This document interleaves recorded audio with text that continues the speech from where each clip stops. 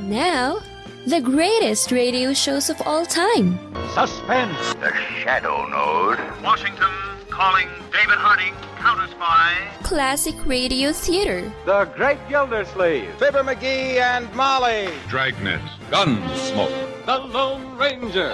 Now, step back into our time machine with your host, Wyatt Cox. Good evening, friends of the Inner Sanctum. Here on Classic Radio Theater, we're always acquiring new series, and this one is an episode of the Hallmark Playhouse. This episode goes back to April 28th, 1949, and an adaptation of the classic, A Tree Grows in Brooklyn. Remember, a Hallmark card when you care enough to send the very best.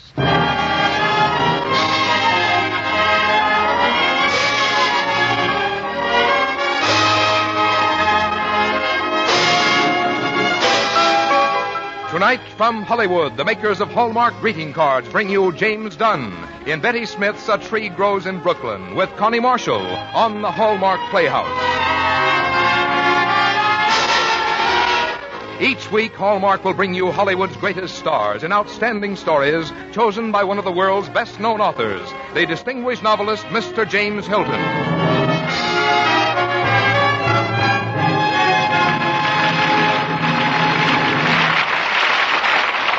Good evening, ladies and gentlemen. This is James Hilton. Tonight on our Hallmark Playhouse, we present our dramatization of a very well-known story which not only recently reached the top of the bestseller list, but won fame for its authoress almost overnight. She is Betty Smith, and her novel, A Tree Grows in Brooklyn, is as engaging as its title. In this story, there's a theme which has always warmed the hearts of fiction lovers, the struggle of youth to fulfill itself. And in A Tree Grows in Brooklyn, this note is captured and held with great success. We are fortunate tonight to have starring in the role of John Nolan, that very fine actor, Mr. James Dunn, and in the role of Francie, Miss Connie Marshall.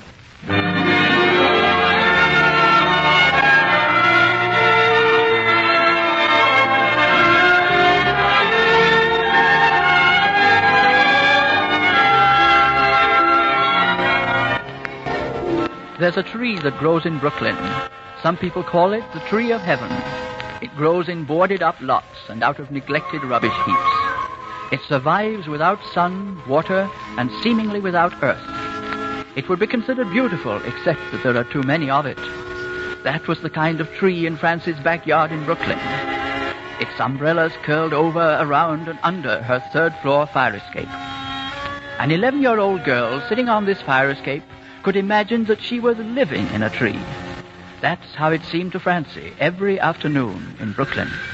Hey, Francie, you gonna sit up there on that fire escape all day? I don't know. Is Mama home yet? No. Where are you going? Play ball in the lot. Francie, do we still have to get vaccinated Monday? Yes, we do. Artie Phillipson says they stick a needle in you, and your arm turns black and drops off, and you die. I don't believe it. I'll ask Papa, Neely. Okay, I'm going over to play baseball. See you later.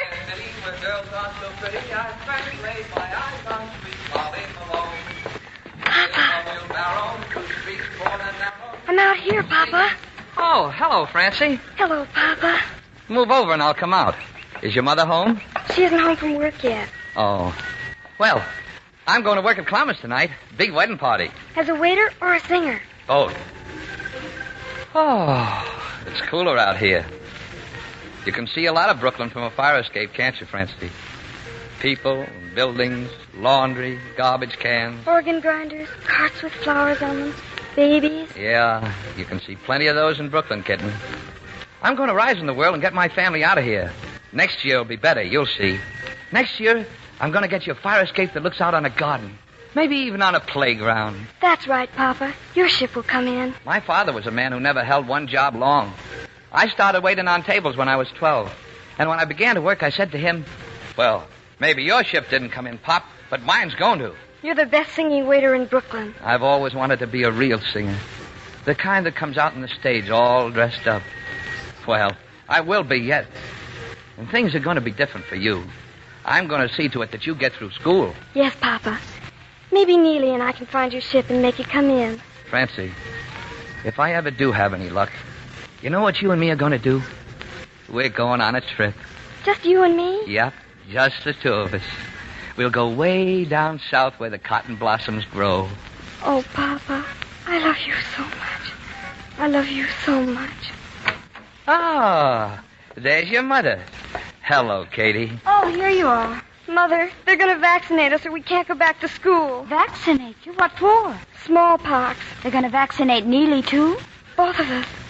Mrs. Phillipson says your arm drops off and you die. Oh, now it isn't as bad as all that, baby. I was vaccinated thousands of times in my youth. And you didn't die? Well, you see me here, don't you? When do you have to go? Monday. Can you go with us, Mama? No, honey. I have another cleaning job. Papa? I'm working Monday, too, baby. But there's nothing to it. Francie, don't let Neely see you're scared. After all, Neely's really such a baby yet. And you're a big girl. Yes, Mama.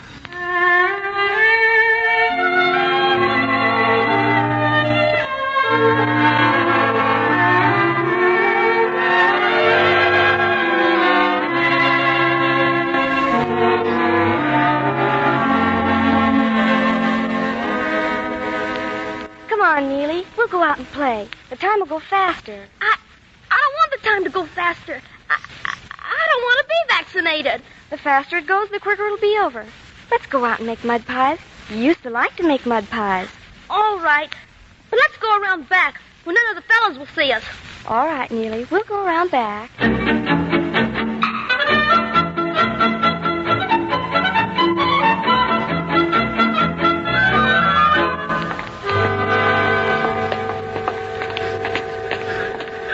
Well, I guess this is it, Neely. Are you scared, Francie? No. Me neither. Oh, Neely. We forgot to wash.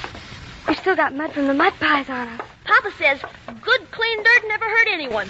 Well, we're here now. I'll go first, Neely. You sit out here on the bench. Don't go away now. I won't. All right, little girl. Right over here.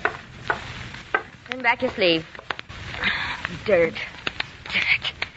We're ready, Doctor. Look at that arm. Filth from morning to night. Don't these kids ever wash? There's no excuse for it, Doctor. Clean part of her arm for the vaccination. Well, let's get it over with. Yeah. That's all. You can go. My brother's next.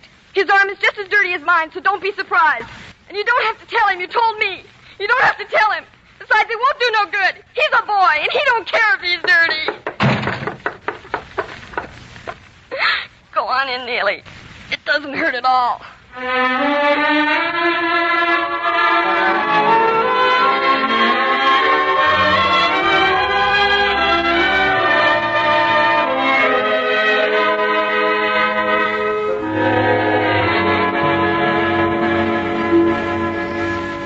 What are you doing out here on the fire escape at this time of night, baby?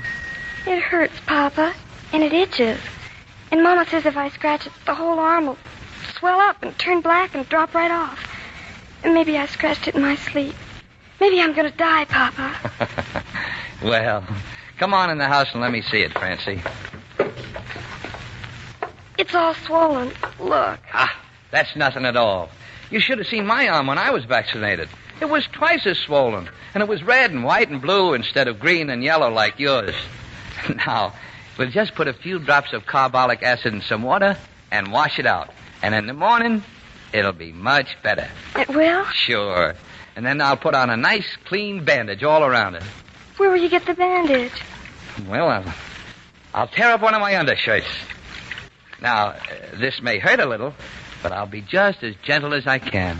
Papa, I don't want to go back to that school. Why, baby? It's so big, and nobody likes anybody. Neely seems to like it. Neely's a boy. But you have to go to school. I found the most wonderful school, Papa.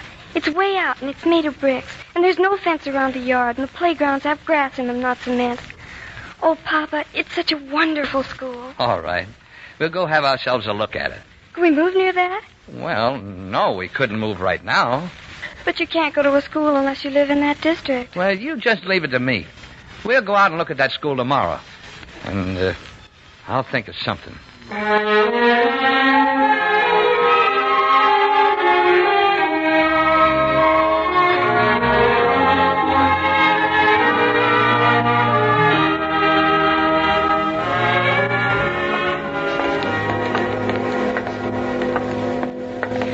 you think of it, Papa? What do you think? Yeah. This is a school, all right. This certainly is it. I've just got to go there, Papa. All right. I'll tell you what we'll do. We'll walk around and pick out a nice house and then take down the number. Then I'll write a letter to your principal saying that you're moving there and you want to be transferred to this school. There's a house down at the corner. It has flowers all around it. That's where I'd like to live. All right.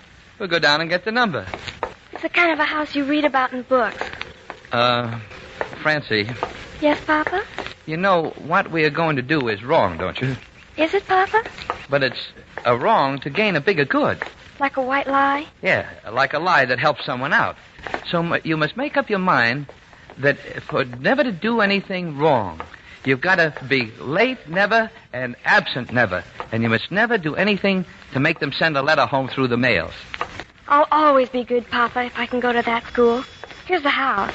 1724. I'll write to school tonight. Papa. Oh, Papa. Yes, Francie.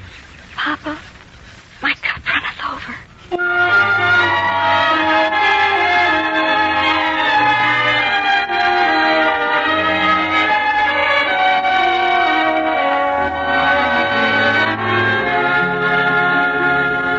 Well, here's her school transfer. You'll probably both go to jail for this.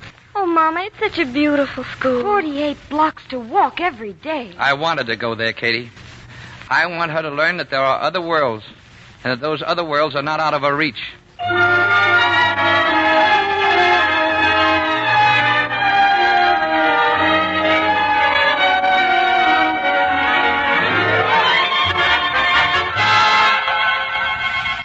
gotta hurry and get dressed. It's Halloween.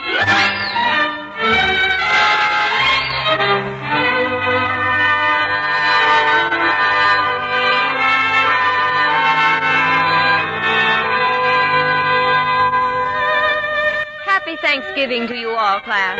A very happy Thanksgiving.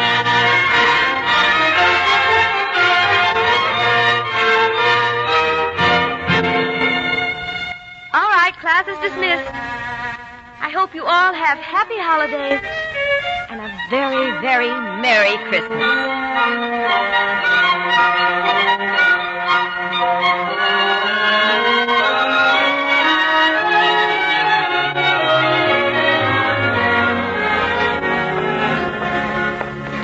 Gee, Christmas is swell, isn't it, Francie? I'll say it is, Neely. Just look at those windows, Papa. Yeah, they're wonderful, ain't they?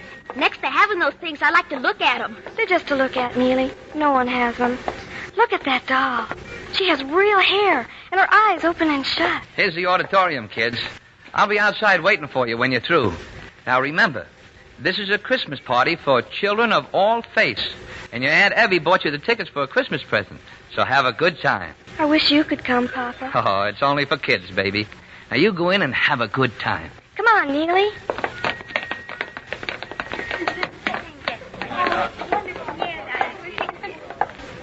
There's some seats down there, Francie. Children, we have a special surprise for you. As you see, here is a little girl with a beautiful doll. This little girl's name is Mary. And she wants to give the doll to some poor little girl in the audience who is also named Mary. Now, is there any poor little girl in the audience named Mary? Who does she think she is? Calling people poor. It's just like the doll on the window, Neely. No Marys in the audience? Oh, well, that's too bad. Little Mary will have to take the doll home again. My name is Mary. Francie! Oh, we do have a Mary. A very bashful Mary.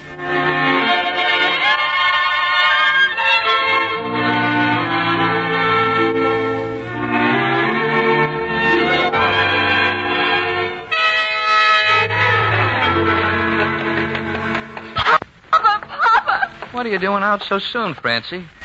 Well, what's that you're carrying? A doll. It was a surprise. Papa, do you think Mama would let me take Mary for my confirmation name? No, I don't, baby. Where's Neely? He's still inside. Why don't you think she'd let me take the name Mary? Because when you were christened, you were named Frances after Andy's girl. I know. But you were also named after Katie's mother. Your real name is Mary Frances Nolan.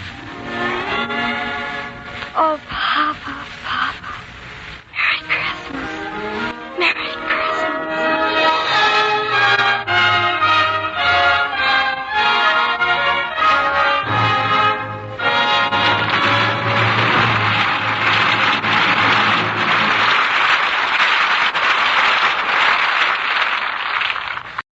April 28, 1949, the Hallmark Playhouse on Classic Radio Theater with Wyatt Cox. Now on Classic Radio Theater with Wyatt Cox, more of A Tree Grows in Brooklyn, April 28, 1949.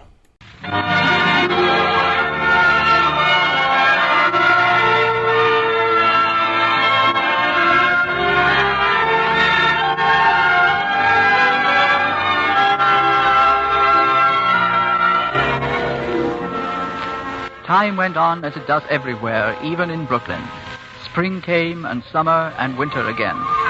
And suddenly Francie was 14, and it was almost Christmas again. But nothing was right about Christmas this year in Brooklyn, because something was wrong with Johnny.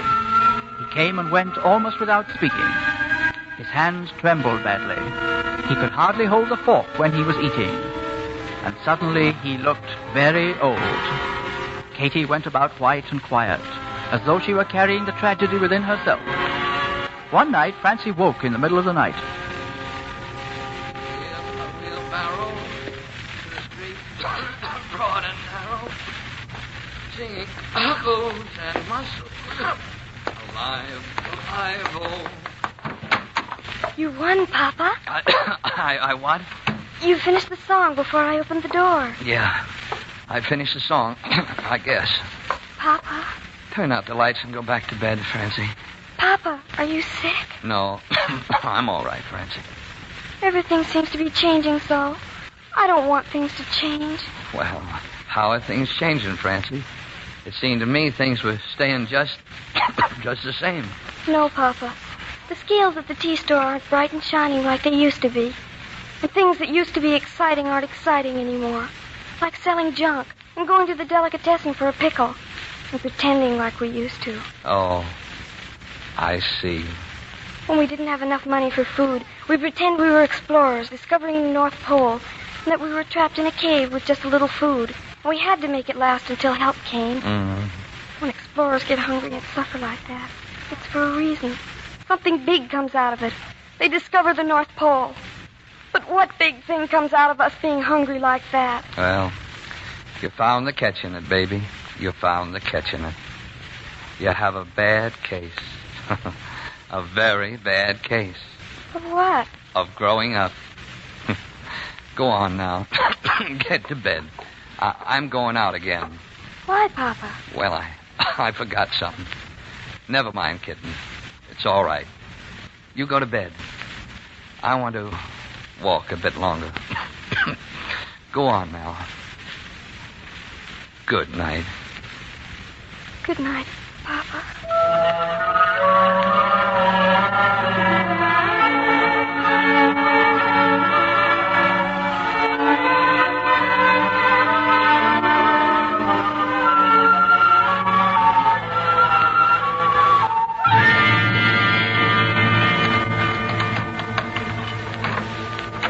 Mama, where have you been all day? Neely and I were so scared. You were gone when we got up. They came for me just before dawn. It was your father. You were asleep. I had to go to the hospital. They found him in the street, unconscious, pneumonia. Your father is dead. Papa, dead? You're not to cry for him. He's out of it now. And maybe he's luckier than we are.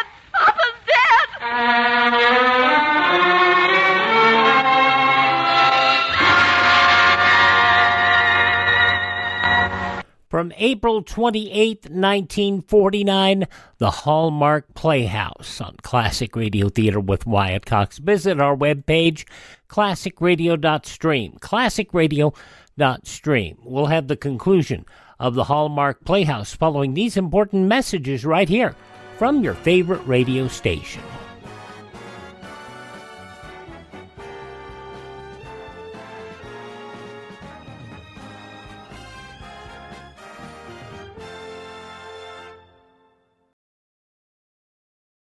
Just when you thought it couldn't get any better, Mike Lindell and MyPillow launching the MyPillow 2.0. Now, when Mike invented MyPillow, it had everything you could want in a pillow. Now, nearly 20 years later, he's discovered a new technology that makes MyPillow even better. Of course, the patented adjustable fill of the original MyPillow, but now with brand new fabric with a temperature-regulating thread, it's the softest, smoothest, and coolest pillow you'll ever own. Say goodbye to tossing and turning and flipping your pillow over in the middle of the night. And more great news on the MyPillow 2.0 buy one, get one free offer with my promo code Wyatt. MyPillow 2.0 is 100% made in the USA, 10-year warranty, 60-day money-back guarantee. Go to MyPillow.com, click on the radio podcast square to receive the MyPillow 2.0 buy one, get one free offer. Use my promo code Wyatt or call 1-800-928-4715.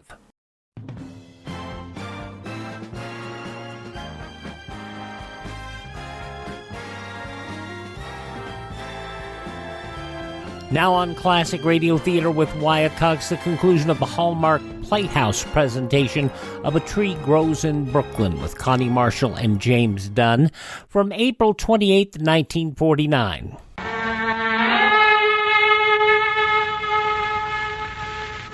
Francie, what's happened to your writing? I don't know, Miss Gardner. You were one of my best pupils. You wrote so prettily. But these last compositions, Francie, all about poverty and starvation. Those are ugly subjects. What does one write about? Well, one delves into the imagination and finds beauty there. Francie, these stories don't sound like you. They seem so sordid. Sordid? What does sordid mean? What did I tell you when you don't know a word? Go to the dictionary. Sordid. Here. Sordid. Filthy. Filthy!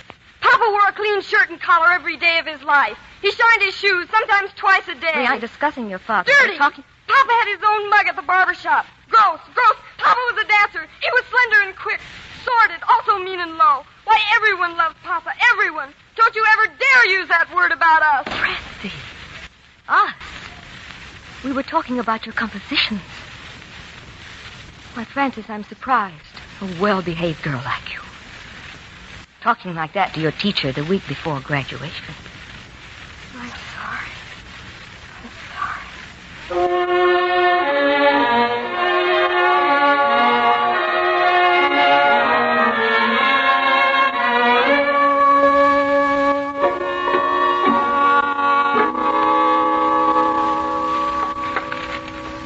Do I look all right, Mama? You look lovely, Francie. I'm sorry I can't go to your graduation, but with Neely graduating the same night and both of you in different schools, you see, your father planned that he would go with me. It's all right, Mama. I can go alone. Papa will be there, too. No. Papa's dead.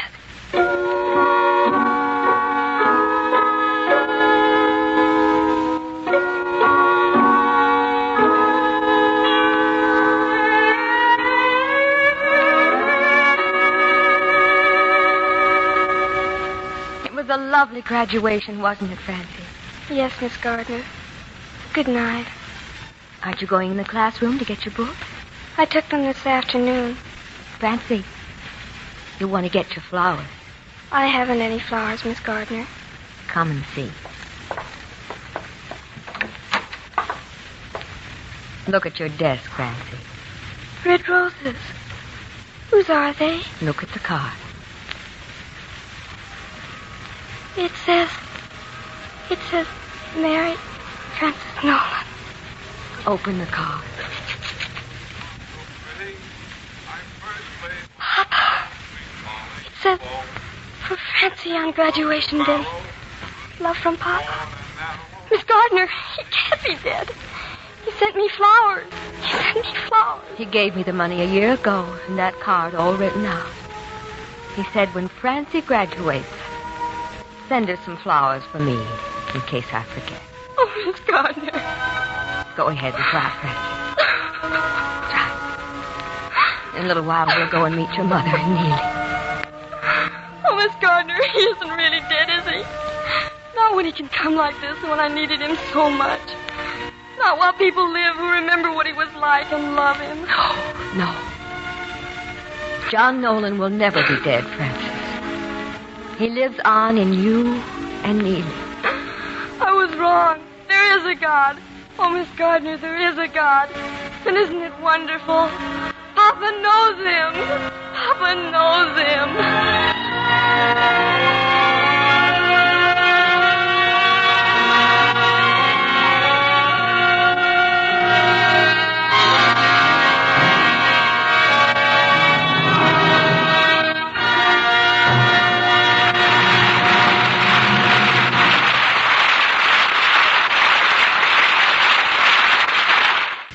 Here again is James Hilton.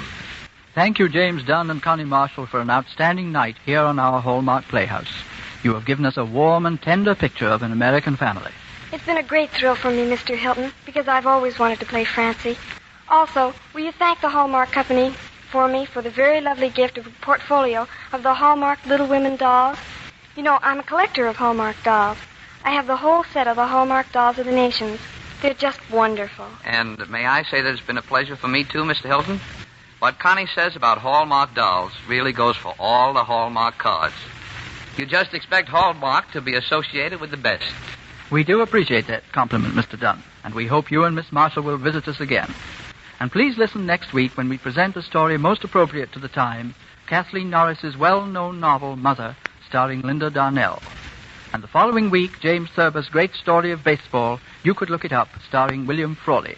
And after that, Sir Arthur Pinero's play, Enchanted Cottage. Our Hallmark Playhouse is every Thursday. Our director-producer is Dee Engelbach. Our music is composed and conducted by Lynn Murray. Betty Smith's A Tree Grows in Brooklyn was adapted for radio by Gene Holloway. Until next Thursday, then, this is James Hilton saying good night.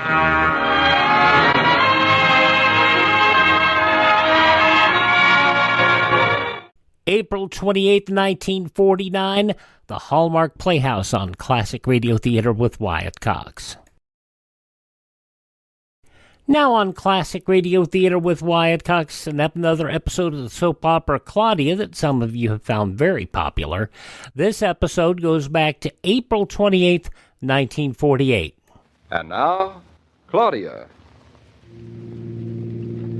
Boom doodle-doo-doo. Boom doodle-doo-doo. Boo-doo-doo-doo-doo. Isn't it a shame Mama had to go back to New York tonight? She'll be back Friday. You know, I think I miss her already. That's a sweet thing to say. Sweet? What kind of a word is that to use about a man? You know what I mean. Sweet like in wonderful. Which reminds me I'm hungry. I don't follow it, but I am too. What time is it? 7:30. Well, we'll be home in a few minutes. David, you really think Mama will be back Friday? Aunt Louise is feeling better by then. She'd better feel better. Are you sure it's only 7:30? I feel as if I haven't eaten in days. Sure, I'm sure it's only 7:30. It's the country air. You know what's funny about Aunt Louisa? What is? The way she pops up as a relative every now and then. You mean on birthdays, anniversaries, one dinner a year? When she gets sick and Mama has to rush off to stay with her. Rush is right. I never thought we'd make the train. I guess that being a person's father's only sister makes blood stronger than water. Say that again? You know what I mean. Oh. Mama feels a sort of obligation to Aunt Louisa because she's the only close relative my father left. You can build up quite an appetite with a few sentences like that. I don't have to build up an appetite. I have it. I can't wait to get home and get rid of it. Then why should we wait? Why don't we pick up something on the way home? Very good reasons why not. What are they? Simply that Mama seasoned and stuffed a chicken, put it in the oven to roast before we drove to the station. Well, I don't think it'll roast in the oven. A roost either. You mean it'll I all still be... have to turn the oven on anyway, darling. Well, how long will it be before we can really get down to brass tacks with that chicken? Oh, not very long. About, 50 minutes. What? Just enough time for you to shower and eat your soup. Much nicer eating at home than out, isn't it? Much. And when you're through, you don't have to move. Do you hear the frogs? Nope, all I hear is the motor of our car. Oh, David, see that little sliver of moon rising? I wish it were a little sliver of cheese. Oh, you have no soul. Oh, look, I see a star. Make a wish. You bet. I wish I were eating that chicken. Can't you drive a little faster? I'm not that hungry. And with the chicken, we're going to have hashed brown potatoes and peas. Mom and I finished shelling the peas just before Aunt Louisa called. Say, darling. What? You know what there is at the end of this road? A pot of gold. Better than that. Better? Mm-hmm. A hamburger stand. Juicy, thick, large, They serve them on toasted buns with lots of relish. And pickle on the side. Oh, I love pickles. And with lots of mustard. And catsup. What do you say we stop there? No? This minute. Their hot chocolate's good, too, with whipped cream on top. Oh, dear.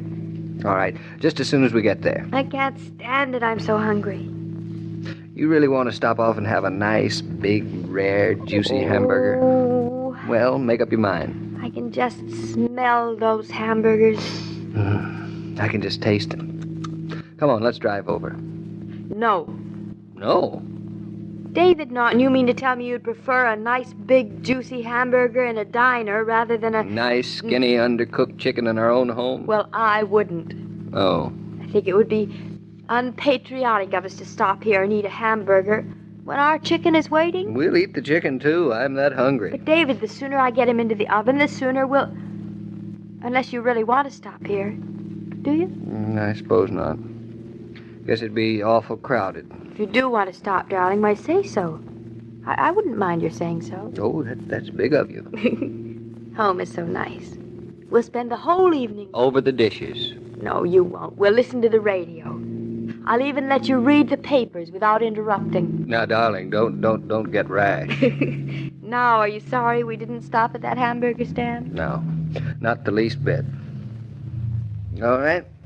Home you are, Mrs. Norton, safely delivered. Oh, our house is much prettier than a hamburger stand, isn't it? Much. But the service isn't as fast. Oh, complaints, complaints, complaints. Hey, as you run through, darling, would you flip the switch in the living room so I don't bump into anything? The switch is flipped. Isn't it convenient? You flip a little switch and the whole house lights up. You flip another little switch and the chicken starts cooking itself. I don't see why people make such a fuss about living in the country. How would you like to have a glass of tomato juice? I'd love it. Where is it? There isn't any. Good. I really didn't want any either. Now, see, the chicken's in the oven. All I have to do is turn it on. Oh, David, if I'd known the country would be like this, I'd wanted us to move up here 10 years ago. Me too. Dinner might be ready by now. Oh, you. It's a good thing I don't take you seriously. That's the trouble. Here's a little bit of cheese. A twig to a drowning man. And here are 3 olives. Take them all? Oh, I don't want to ruin my appetite. Well, I guess I'll go up and shower. And I'll set the table. Goodbye, darling. So long. Don't hurry, or you'll have to wait longer. David, did you turn out the lights? I didn't touch them. Did you? Are you sure?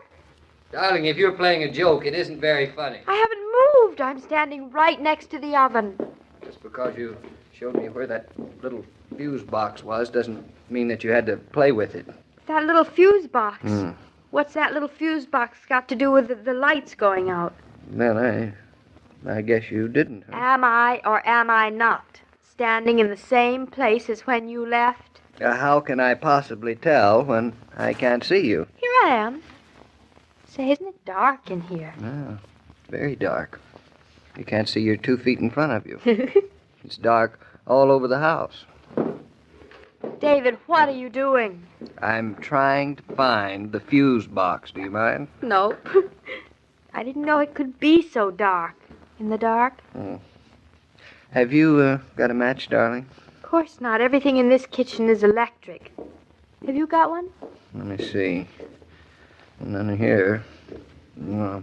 I don't seem to have any. No. Ouch! Oh, did you hurt yourself, darling? Now, don't move. I don't want you bumping around the furniture. Where's our flashlight? I put it in the car in case we got a flat tire in the middle of the night. I'll get it. Now, stand still, darling. Sorry. I didn't know you were standing there. Hello. Goodbye. Hello. Goodbye. Oh, don't you wish you were a cat? You know what I wish? What? I wish that we were perched up on a stool in that hamburger stand. What? What's the matter? You all right? All the lights are off. You don't say. But, David, you don't realize what that means. Don't I? It means we can't see a foot in front of my face. You mean a hand. But who cares about that? Oh. Oh. Or even a table. David, it's much worse than that. The chicken. The chicken? Yes. Well, it doesn't have to walk around out here. It's safe and sound. It can't go barging into the furniture That there. is just the point. Nothing's going to happen to it in the stove. Now, darling, just because the lights have gone out, that doesn't necessarily mean at all. You don't understand, David. The chicken, our little chicken, is not going to cook in the dark. Oh. Since when does a chicken have to see itself cook? David, are you joking? No. What's so funny? Nothing. Except that the chicken is not going to cook because there is no electricity for it to cook in. Well, what do you know about that? It might just as well be sitting in the refrigerator. No. Oh, yes. Oh, darling, can't you just smell that hamburger? Great big piece of onion sitting Oh, and all that catsup. Oh, and toasted buns and butter. Just the way they cook it at that hamburger stand. Oh, I could eat one right now. I can even see it. And you know, it looks better in the dark every single minute. I think we ought to have bought a gas stove. Well, that's not a solution to our immediate problem. No, you're right there. It isn't. Say, where are you, Claudia? I've lost you. I'm here. Where? Here. Oh. Oh. I'm going to make a phone call. What for? I'm coming too. Then watch out for the kitchen table. Now take it. Ouch. David, you all right? Oh, I'm fine. I'm fine. I'll be with You sound fine. I'll be with you in just a minute. I have to go back and pick up my foot. Who are you calling at this hour? I don't know. We'll see. Hello, operator. Operator, can you tell me whether the electric plant... Where? What? When? The electric plant. Yes. Oh, I see. What? What do you see? Well, thank you, operator. Thank you very much. What happened? Well, it's the power plant. It's out of commission. Oh, for how long? The operator said she thought it'd be out for hours. Well, at least there's nothing wrong with our fuse box. David, does it mean it's going to be dark all night? All night. And our poor little chicken, he'll freeze to death in the oven. And all our milk and butter. I have an idea. What? Why don't we just switch them around? Darling, are you as hungry as I am? Hungrier. I could even eat a can of baked beans. You could? Mm-hmm. Well, that's a very lucky thing. What's a very lucky thing? That you could eat baked beans. Why? Because I have just one large can of beans in the whole house. Just one large can? Yeah. Is that all? That's all. That's all I have that doesn't have to be cooked. You know, I was just telling Mama today that we're completely out of cans. Are you sure? Are you positive that this can is a can of beans? Positively. David, how hungry are you? Wait just a minute, I'll look. I really don't know how hungry I am. Have you ever eaten beans cold? Beans cold? Yes. No, never. Oh, dear. Or maybe you'd rather go back to that hamburger stand. Would you? Well, we're home, aren't we, Yes, after all? We're home. Mm-hmm. It's awfully cozy and dark here, isn't it? I like the dark. That's good. Do you like cold beans, too? Not much. But, darling, I like anything with you. Dum, dum, dum, dum, bum, bum, What a satisfaction it is to have your teenagers enjoy their home. Any parent likes to have the children's friends drop in, sure of a welcome. Many smart mothers make it a point to keep plenty of Coca-Cola on ice to emphasize that welcome. Have a Coke is the favorite gesture of hospitality among young people, and their friends respond enthusiastically, filling the air with those amiable sounds that signify wholesome, youthful good times. Say, Joe, do you like beans? Oh, I love 'em. They're a real man's dish. Claudia didn't leave one on her plate either. Well, Claudia's a man's woman. Tell me, David, is she really happy living up here in the country? I hope so. I'm only afraid she'll be lonesome now with her mother in New York. So few other people around. She won't be lonesome tomorrow. I understand you're to have some visitors. We are? Who? Oh, I can't tell you, but they're good friends from New York, and their visit will be well appreciated by Claudia. Oh, that sounds interesting. See you tomorrow, Joe. Bye, David. This broadcast of Claudia was supervised and directed by William Brown Maloney. Unlike a lot of soap operas, Claudia's didn't get into a lot of deep issues and deep family conflicts and that. It was just a sweet family show. Claudia, April 28, 1948, here on Classic Radio Theater with Wyatt Cox. Thank this station, support their advertisers. It's their kindness and courtesy that allows us to be with you here each and every time you roll around on your favorite station. Miss a day, you don't have to miss a show. All the information on getting a hold of our shows is at classicradio.stream. You can stream our shows from there. You can find a list of podcast sites where our shows are available and podcast apps. You can learn about building a classic radio collection of your own. You can find our social media links, and if you'd like to help us grow our classic radio collection and keep our distribution channels up and running, you can buy me a coffee. That's buy me a coffee. All that at classicradio.stream. Thanks for tuning in. Tell all your friends the greatest radio shows of all time are right here at this spot on the dial. Classic Radio Theater with Wyatt Cox on your favorite radio station.